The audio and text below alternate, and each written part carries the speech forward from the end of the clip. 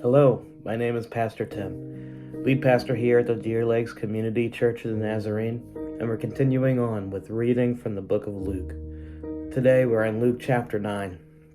Let's read together. One day Jesus called together his 12 disciples and gave them power and authority to cast out all demons and to heal all diseases. Then he sent them out to tell everyone about the kingdom of God and to heal the sick. Take nothing for your journey, he instructed them.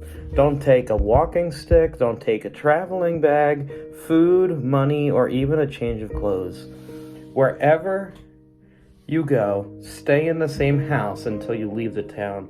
And if a town refuses to welcome you, shake its dust from your feet as you leave to show that you have abandoned those people to their fate. So they began their circuit of the villages, preaching the good news and healing the sick. When Herod, the ruler of Galilee, heard about everything Jesus was doing, he was really puzzled. Some were saying that John the Baptist had been raised from the dead. Others thought Jesus was Elijah or one of the other prophets risen from the dead. I beheaded John, Herod said. So who is this man about whom I hear such stories? But he kept trying to see him. When the apostles returned, they told Jesus everything that they had done. Then he slipped away quietly with them towards the town of Bethsaida. But the crowds found out where he was going, and they followed him. He welcomed them and taught them everything about the kingdom of God. And he healed those who were sick. Late in the afternoon, the 12 disciples came to him and said, "Send the crowds away to the nearby villages and farms so they can find food and lodging for the night. There is nothing to eat here in this remote place." But Jesus said to them, "You feed them." "But we only have 5 loaves of bread and 2 fish," they answered. "Or are you expecting us to go and buy enough food for this whole crowd?" For there were about 5,000 men. Jesus replied to them, "Tell them to sit down in groups of about 50 each." So the people all sat down, and Jesus took the 5 loaves and the 2 fish and looked up towards heaven and blessed them. Then, breaking the loaves into pieces, he kept giving the bread and the fish to the disciples so they could distribute it to the people. They ate as much as they wanted, and afterwards the disciples picked up 12 baskets of leftovers. One day, Jesus left the crowds to pray alone.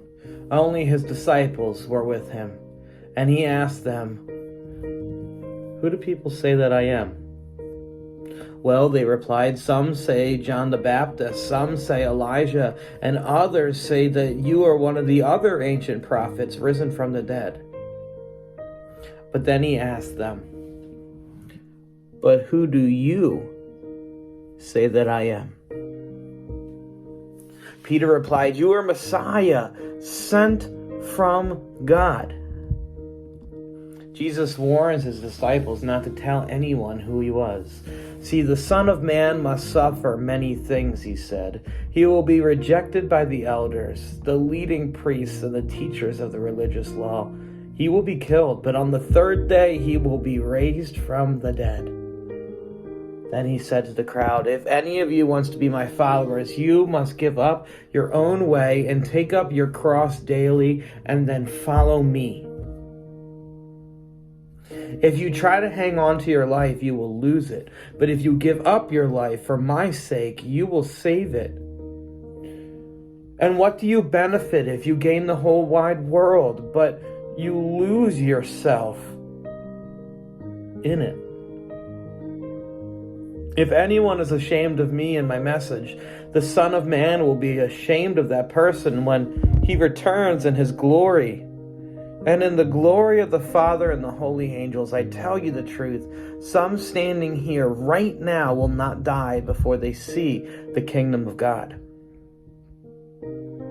About 8 days later, Jesus took Peter and John and James up on a mountain to pray. And as he was praying, the appearance of his face was transformed, and his clothes became like a dazzling white. Suddenly, 2 men, Moses and Elijah, appeared and began talking with Jesus.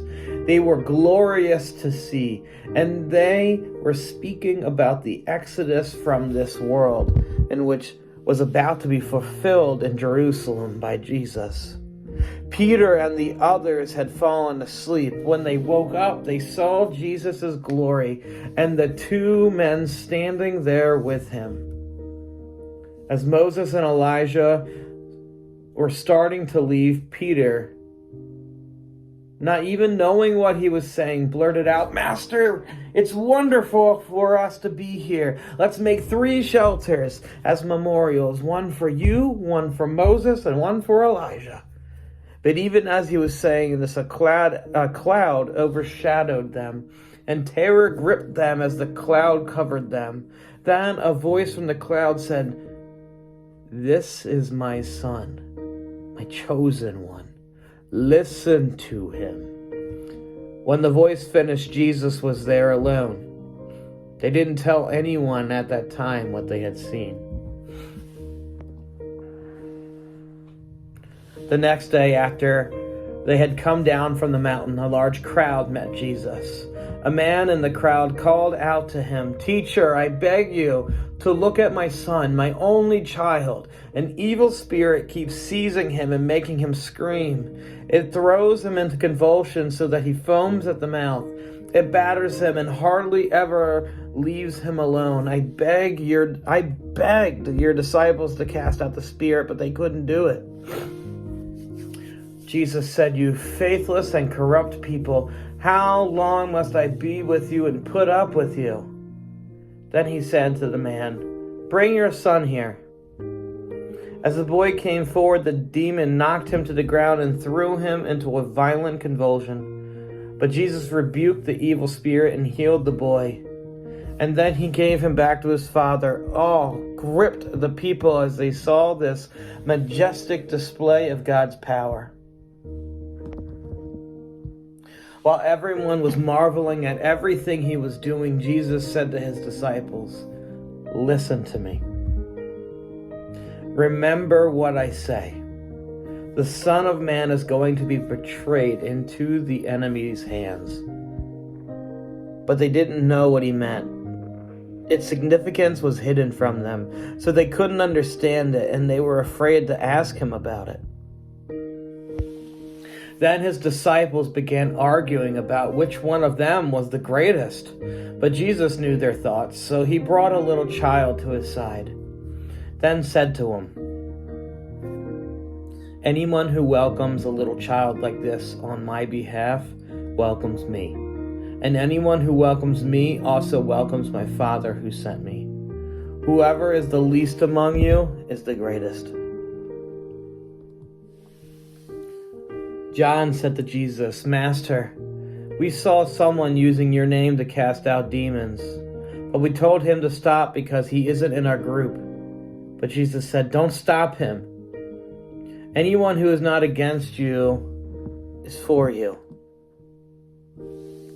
As time drew near for him to ascend to heaven, Jesus resolutely set out for Jerusalem.